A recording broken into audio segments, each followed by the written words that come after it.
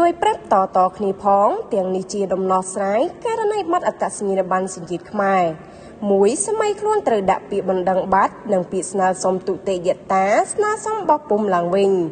នៅប៉ុស្តិ៍នគរបាលរដ្ឋបាលទីលំនៅអចិន្ត្រៃយ៍ដោយភ្ជាប់ជាមួយអត្តសញ្ញាណប័ណ្ណសញ្ជាតិខ្មែរថតចម្លងបើមានករណីមិនចាំលេខអត្តសញ្ញាណប័ណ្ណលេខបាតសូមភ្ជាប់បន្ថែមសេចក្តីចម្លងសម្បត្តិកំណើតនិងសៀវភៅស្នាក់នៅឬសៀវភៅគ្រួសារ2ទីតាំងដែលត្រូវយកពាក្យបណ្ដឹងបាត់និងពាក្យស្នើសុំទុតិយតាមកដាក់ស្នើសុំបោះពុម្ពអត្តសញ្ញាណប័ណ្ណឡើងវិញបាននៅទីតាំងណាមួយដូចខាងក្រោម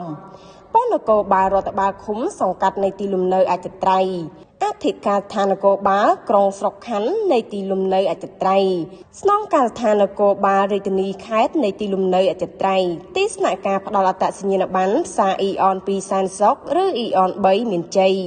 នាយកដ្ឋានអត្តសញ្ញាណប័ណ្ណសញ្ជាតិខ្មែរដែលមានទីតាំងនៅភូមិតាងៅក្រមសង្កាត់នីរោខណ្ឌច្បារអំពើរាជធានីភ្នំពេញ